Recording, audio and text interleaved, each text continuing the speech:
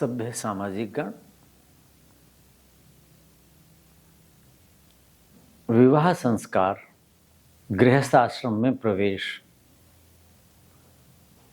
इस बिंदु पर हम चिंतन कर रहे हैं। तो अब हम विचार करते हैं कि विवाह का उद्देश्य, विवाह का प्रयोजन क्या है। बहुत से प्रयोजन हैं, लेकिन मुख्य जो प्रयोजन है पहले उस पर विचार करते हैं। आपने देखा होगा समाज में कि विवाह के बाद संतान नहीं होती तो व्यक्ति क्या करता है, दूसरा विवाह करता है। बहुत देखा होगा, समाज में काफी था, क्योंकि पुरुष प्रधान समाज है। तो वही संतान नहीं हुई तो स्त्री जो है उसकी कोई शारीरिक संरचना में, व्यवस्था में कोई दोष है और किसी कमी के कारण संतान नहीं हो रही तो दूसरी शादी कर लो, ऐसे कर देते थे। तो क्या लिखा है भार्या के लिए, सा भार्या या प्रजापति। जो भार्या है, पत्नी है, वो कैसी होनी चाहिए, प्रजावती, प्रजा वाली हो। प्रजा किसे कहते हैं, प्रजायते थी, प्रजा जो उत्पन्न होती है, अर्थात संतान वाली होनी चाहिए भार्या। यानी आपने अपने वर्ण के अनुसार, अपने गुण धर्म के अनुसार जैसा आप चाहते थे ऐसी युवती से विवाह कर लिया, और यदि उससे संतान रूपी फल प्राप्त नहीं हुआ तो फिर मनुष्य को सब सलाह देने लगते हैं और व्यक्ति दूसरा विवाह कर लेता है। क्यों? क्योंकि वो भार्या पत्नी पत्नी नहीं है, वो केवल स्त्री है, नारी है, वो केवल मादा है। तो सा भार्या, बल देकर कहा शास्त्र में, सा भार्या, भार्या का भार्यत्व उसमें है, या प्रजावती, जो प्रजा वाली है, जो संतान वाली है। दंपति, दाम्पत्य का फल क्या है, संतान। उसी के लिए मुख्य रूप से विवाह किया जाता है, नहीं तो उस विवाह को निष्फल, जिसका कोई फल नहीं, ऐसा कहा जाता है। देखो आगे एक जगह और लिखा है, जायायाह, पत्नी को जाया भी कहते हैं। तो जायायाह तदहि जायत्वम यदस्याम जायते पुनः। जैसे भार्या कौन है, जो प्रजावती है। जाया पत्नी कौन है, जाया का जायत्व किसमें है, स्त्री का। यानी जाया का जाया होना सार्थक कब है, यद अस्याम जायते पुनः, कि जो पुरुष है, जो पति है, उसका अस्याम जायते पुनः, संतान के रूप में स्वयं इससे दोबारा जन्म लेता है। ये जाया का जायत्व। तो विवाह का मुख्य, सबसे अधिक बड़ा जो प्रयोजन है, पारिवारिक और सामाजिक दृष्टि से भी और प्रकृति की दृष्टि से भी। प्रकृति ने दो अलग अलग, स्त्री और पुरुष, नर और मादा, सभी प्राणियों में क्यों मिलाते हैं वो एक दूसरे को, प्रकृति व्यवस्था करती है ना। मनुष्य तो विवाह कर रहा है, चलो व्यवस्था, उनमें देखो अन्य पशु पक्षियों में भी सभी नर और मादा इकट्ठे होते हैं और उसके बाद नई सृष्टि करते हैं। तो ये प्रकृति की भी व्यवस्था है। मुख्य प्रयोजन विवाह का मतलब साथ रहना। ये मान लीजिए पशु पक्षियों का इकट्ठा होना, तो उसका प्रयोजन क्या है, इकट्ठे होने का। नहीं तो अलग अलग रहते हैं, उसके बाद सारे अलग हो जाते हैं, संतान होगी, दूर दूर रह रहे, फिर दोबारा संतान पैदा करनी है तो इकट्ठे होते हैं, मिलते हैं और फिर से दूर हट जाते हैं। मनुष्यों ने अच्छी व्यवस्था बना ली कि भाई हम संतान पैदा भी करेंगे और उनको योग्य भी बनाएंगे और एक दूसरे का बच्चों का मिलजुल करके भरण पोषण करेंगे। एक अच्छी व्यवस्था कर ली, इस संस्था का नाम विवाह बना दिया, गृहस्थ आश्रम बना दिया। तो वहां कहा कि ये कहा कि भाई स्त्रीत्व का, पत्नी का सार्थक जीवन क्या है, संतान। दोनों, भार्या और जाया दोनों में ये कहा कि भाई हमारे अनुरूप, वेद का भी मंत्र है ना, अनुव्रत है पुत्र पुत्रो मात्रा भवतु सम्माना। तो पुत्र का मतलब ना केवल लड़का नहीं है, पुत्र का मतलब संतान, वो माता पिता के अनुसार चले, कुल की परंपराएं उनका निर्वाह करे। तो ये चीज का, नहीं तो व्यर्थ है। जिनकी संतानें नहीं हैं, ऐसे दंपति दोबारा पुरुष विवाह नहीं करता कि मैं दूसरा विवाह करूंगा तो मेरी जो पत्नी है इसको अच्छा नहीं लगेगा, इसकी उपेक्षा हो जाएगी, दूसरी आएगी, उसके संतान होगी, उसको हीन देगी, ताना देगी, समाज की दृष्टि से भी अयोग हो जाए, तो लोग विवाह नहीं करते कि भाई नहीं, इनका जीवन खराब हो जाएगा, हम बिना संतान के रह लेंगे, गोद ले लेंगे और बिना रहे, ऐसा भी समाज में मिल जाता है। लेकिन इसके दुष्परिणाम क्या होते हैं, एक उदाहरण देके समझाता हूं। संतान के बिना घर कैसा है, सुना है। बच्चों की किलकारियां, आवाजें, ये वो सब बहुत अच्छी लगती हैं। वृद्ध भी चाहते हैं हमारे पोते पोतियां हों। विवाह के बाद कामना क्या रहती है वृद्धों की, कि हमारे घर में पोता और पोती आए। क्यों? वंश वृद्धि, सृष्टि का नियम। दूसरा, हम उनको खेलें, उनके साथ प्यार करें, उनको हंसते खेलते देखें, घर में खूब चहल पहल बनी रहे। तो ये चीज, राजा दिलीप की एक घटना सुनाता हूं। कालिदास ने वहां वर्णन किया। कालिदास मुझे बहुत प्रिय है मैं उनकी बातें बहुत सुनाता हूं। देखो, भारतीय संस्कृति के बहुत बड़े पुजारी हैं कालिदास, बहुत बड़े। लोग तो उनको श्रृंगारिक कवि कहते हैं, लेकिन नहीं, वो लोग अन्याय करते हैं उसके साथ। कालिदास निश्चय ही मानव मात्र, भारतीय संस्कृति भी छोटा शब्द मैंने बोल दिया, मानव मात्र के लिए बहुत अपने ग्रंथों में आदर्श चीजें रखते हैं। तो वहां क्या लिखते हैं कि राजा दिलीप को संतान नहीं, और संतान नहीं है तो कहां जाएंगे व्यक्ति। मैंने बताया, पिछले व्याख्यान में चर्चा की थी कि ब्राह्मण, कुल पुरोहित, विद्वान, ज्ञानी, जो संसार के बारे में समझता है, जिनका जीवन परोपकार के लिए ही बना है, शुद्ध पवित्र आत्मा है। तो उनके कुल पुरोहित थे वशिष्ठ, उनके पास गए वो, और वो कहते हैं कि राजन कैसे आए, तो कहते हैं कि प्रजाएं सब ठीक हैं, कि हाँ सब ठीक है। कहते हैं पुरुष आयुष जीवन्य। राजा से थोड़ी पूछेंगे आपका बेटा बेटी कैसे हैं, राजा की संतान क्या है, पूरी प्रजा। तो पुरुष आयुष जीवन्य, निरातंका निरीतया। मेरी जो प्रजा है, मेरी जो संतान है, राजा की जो संतान है, मैं उन सबका पिता हूं। पुरुष आयुष जीवन, मनुष्य को जितनी आयु मिलनी चाहिए सारी मेरी प्रजा पूरी आयु प्राप्त करती है। निरातंका, कोई आतंक नहीं है, यानी मेरी राज्य व्यवस्था बहुत अच्छी है, चिकित्सा व्यवस्था बहुत अच्छी है, मानसिक रूप से स्वस्थ हैं, कोई आतंक भी नहीं है। और निरीतया, मेरे राज्य में, इति किसे कहते हैं, अकाल आ गया, महामारी आ गई, टिड्डी दल आ गया, अतिवृष्टि होगी, अनावृष्टि होगी, जो प्राकृतिक, उनको इतियां कहते हैं, वो भी नहीं होती, कहते हैं। तो ये कारण क्या है इसका, कहते हैं जो ये मेरी प्रजाएं हैं ऐसी, तो ब्रह्म वर्चसम, आपका ब्रह्म ज्ञान उसका कारण है। आप जो हमें ज्ञान देते हैं उसका हम जीवन में, राज्य में पालन करते हैं, लागू करते हैं, और ये कारण है। लेकिन किंतु वध्वाम तव एतस्याम, अपनी पत्नी को साथ लेके गए थे। ये आपकी जो पत्नी सुदक्षिणा, अदृष्ट सदृश प्रजम, मैं इनसे प्रजा नहीं देख पा रहा। कैसी? सदृश, वैसे संतान थी नहीं, लेकिन राजा क्या चाहता है, कोई व्यक्ति क्या चाहता है कि हमारे अनुरूप हो संतान, हमारे कुल के अनुरूप हो, मैं और मेरी पत्नी। मैंने कहा सवर्ण विवाह, गुण कर्म स्वभाव जिनके हैं ऐसे लोग विवाह करें। तो दोनों क्या चाहते हैं कि हमारी संतान ऐसी हो। तो जैसी हम संतान चाहते हैं महाराज, वैसी संतान को मैं देख नहीं पाया अब तक, उसके लिए आंखें लालायित,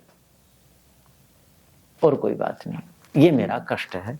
बताओ फिर क्या कहा, ये चक्रवर्ती राजा हूं मैं। तो क्या लिखा है, न माम अवति सद्वीपा रत्न सूरपि मेदिनी। रत्न गर्भा ये भूमि जिसका मैं समुद्रों से घिरी उसका राजा हूं, लेकिन ये मुझे भूमि भी, इसके सुख भोग ऐश्वर्य राज्य मुझे कोई सुख नहीं देते, मैं बहुत तंग हूं। हमेशा उद्विग्न व्याकुल रहता हूं। क्यों? कि आपकी जो वधू सुदक्षिणा है, इससे मुझे कोई संतान प्राप्त नहीं हो पाई। बेटे कोई बात नहीं, सारा संसार ऐसा थोड़ी होता है कि सबके संतानें हों, कोई ऐसा भी रहना चाहिए एक आधा। राजा कहते लोकांतरम सुखम पुण्यम तपोदान समुद्भवम संतति शुद्ध वंशाही परत्र इह च शर्मणे। महाराज धर्म करोगे ना तो लोकांतरम सुखम पुण्यम। पुण्य क्या है? लोकांतर में सुख देता है। पुण्य करोगे तो कब मिलेगा सुख उसका? अगले जन्म में मिलेगा। तपोदान समुद्भवम, तप दान आदि जितनी क्रियाकलाप करोगे उससे जो धर्म किया उसका जो पुण्य का जो फल है लोकांतर में प्राप्त होता है। लेकिन संतति शुद्ध वंशा, शुद्ध वंश में उत्पन्न अब कहा ना अदृष्ट सदृश प्रजम, जैसी संतान में चाहता था वो संतान मुझे नहीं मिल पाई अब तक। संतान नहीं मिली, अनुरूप की तो बात ही क्या। तो शुद्ध वंशा संतति, संतान हो जाती है। आपने देखा होगा शराबी कवाबी जो गंदे कुमारगामी लोग हैं, राजा भी मिल जाएंगे, उनकी संतानें कैसी मिल जाएंगी? कैसी गंदी मिल जाएंगी? आपने देखा होगा भारत में जो उत्तर पश्चिम से आक्रमणकारी आए, उन्होंने भाइयों को मार करके, पिताओं को जेल में डाल करके, सब डाल करके क्या किया? राज्य किया। और अब भी मिल जाएंगे उदाहरण संसार में। अब भी देखोगे राजनेताओं में, कईयों भाई बंधों में, अगली पीढ़ी में कैसी मारकाट मची हुई है। मची हुई होती कि नहीं? उसको दबा लिया, उसको कर दिया, कब्जा कर लिया। आपको पता है ये राजनीति में जो हो रहा। ऐसे ही संपत्तियां, धन ऐश्वर्य वालों में भी ऐसा होता है। तो क्या कहा? शुद्ध वंशा, संतति शुद्ध वंशा। उत्तम जैसा मेरा वंश है, ऐसी शुद्ध संतान मुझे नहीं मिली। ऐसी संतान क्या करती है? परत्र इह च शर्मणे, इस लोक में और परलोक दोनों में सुख देती है। महाराज तप और दान से उत्पन्न जो पुण्य है वो तो क्या होगा? परलोक में सुख देता है। लेकिन उत्तम जो संतान है, दोनों में और मेरी पत्नी सवर्ण है, दोनों गुण कर्म स्वभाव वाले हैं, दोनों एक दूसरे के प्रति समर्पित हैं। वो मेरे जीवन का सर्वस्व है, मैं उसके जीवन का सर्वस्व हूं। हम दोनों जैसी संतान चाहते थे वो संतान नहीं मिली। क्यों? कि ऐसी संतान इस लोक और परलोक दोनों में सुख देती है। और जो पुण्य क्रियाकलाप करो तो परलोक में सुख देते हैं। तो महाराज उससे मैं दुखी हूं। संतान इतनी बड़ी चीज है। तया हीनम विधातर्माम कथम पश्यन्न द्वेषे। हे विधाता, आप तो हमारे विधाता हैं, उससे रहित हूं मैं, तो उसको उससे हीन दुखी मुझे देख करके आपको कष्ट हो रहा होगा। तो आप मुझे ये वर दीजिए। बोलो क्या नहीं था संसार का? सब कुछ था राजा के पास, लेकिन संतान नहीं थी। तो विवाह का मुख्य प्रयोजन क्या है? बोलो संतान नहीं। कैसी संतान? शुद्ध, जो इस लोक और परलोक में आपको सुख दे, वो संतान विवाह का मुख्य प्रयोजन है। आगे उदाहरण देते हैं दुष्यंत का। राजा दुष्यंत ने विवाह कर लिया था, लेकिन अनुमति नहीं मिली थी राज्य से। अपनी इच्छा से गंधर्व विवाह किया था और सामाजिक व्यवस्था। देखो राजा कैसा पालन करते। शकुंतला को वहां नहीं ले गए, फिर कहां? अपने राज्य में, और यहीं रही थी गुरु जी के यहीं। चलो वो जो भी कारण रहा, लेकिन राजा को वहां संतान नहीं थी। तो राजा संयोग से फिर आता है। राजा को पता नहीं कि मेरी संतान भी हो गई। शकुंतला जाने के बाद शकुंतला के पास से जब चले गए तो संतान हुई, और राजा ने कोई खोज खबर नहीं ली, ऐसा वर्णन आता। ठीक है, और राजा को ज्ञान नहीं है, और राजा के संतान है ही नहीं। तो संयोग से जब वो बच्चा बड़ा हो जाता है तो उस समय दुष्यंत का आश्रम में जाना हुआ। शाकुंतल में वर्णन है ना। वो कहते हैं, वहां वर्णन आता है कि कश्यप ऋषि के आश्रम में उस समय शकुंतला रह रही है। ठीक है कि नहीं? और मरीच के पुत्र हैं। तो वहां उसको जब देखते हैं बच्चे को, भरत को, उनको तो पता नहीं कौन है, तो कहते हैं, देख करके कहते हैं औरस खलु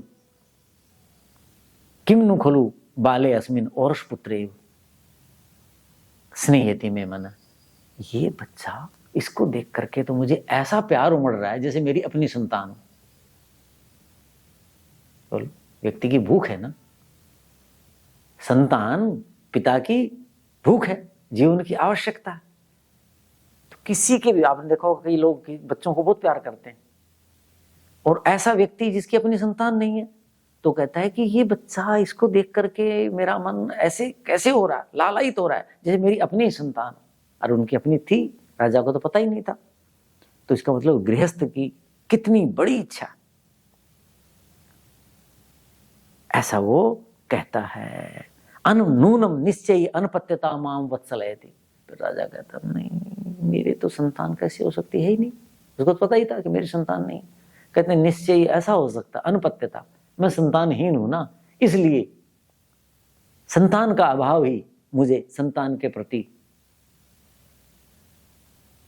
वत्सल बना रहा है, मेरे वात्सल्य को उड़ेल रहा है इस बच्चे के प्रति। मेरा इस बच्चे के प्रति जो इतना वात्सल्य भाव पैदा हुआ है, इसका कारण ये हो सकता है कि मेरे संतान नहीं, जबकि उन्हीं की थी वो। प्रकृति से ही ऐसा स्नेह हो रहा था जो हम जानते नहीं कई बार। लेकिन यहां कवि क्या कह रहा है, कालिदास तो सिंध से कहलवा रहा है कि निश्चय ही मेरे पास संतान नहीं है ना, तो मुझे संतान देख करके उसके प्रति लालसा, वात्सल्य भाव उमड़ रहा है।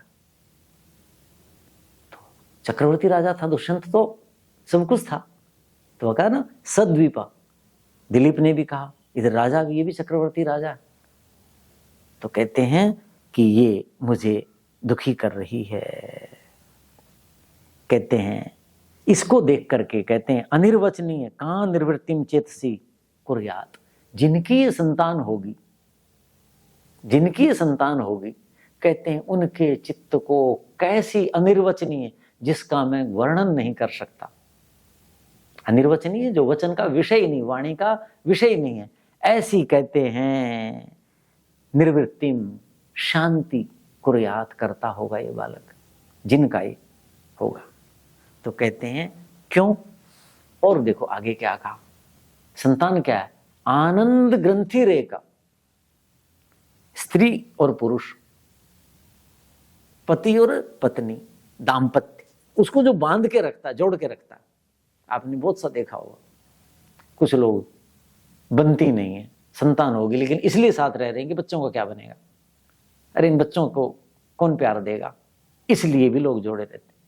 तो विवाह को जोड़ के रखना, दाम्पत्य बनाए रखने में भी संतान क्या है, आनंद ग्रंथि रेखा, एक आनंद की गांठ है जो दोनों को जोड़ रही है। किसको, पति और पत्नी को, स्त्री और पुरुष को, नर और मादा को, मनुष्यों में तो कम से कम ऐसा। तो विवाह का एक ये सबसे बड़ा प्रयोजन है, क्या, ये हमें अलौकिक अनिर्वचनीय सुख देती। कितने भोग ऐश्वर्य सब कुछ है, वो सब आपको काटने आते हैं, कोई सुख नहीं दे पाते। दूसरा, पति पत्नी को साथ जोड़े रखते हैं क्योंकि उनकी साझी संपत्ति है। और सबसे बड़ी चीज क्या है विवाह का प्रयोजन, सृष्टि के आदेश का, प्रकृति के आदेश का पालन करना, सृष्टि प्रक्रिया को आगे बढ़ाना। आचार्य विद्यार्थी को जब स्नातक हो जाता है उपदेश देता, वहां क्या कहता है, प्रजा तंतुम मां विवच्छेदसी। प्रजा का जो तंतु है, संतान परंपरा का जो धागा है, वो टूटना नहीं चाहिए। बेटे गृहस्थ में जाओ, और जो आपके पूर्वज करते आए, विवाह किया, विवाह के बाद संतान, वो सूत्र टूटना नहीं चाहिए। ये सृष्टि का नियम है, नियम है, नियम है, ये धर्म है, हमें धारण करना चाहिए।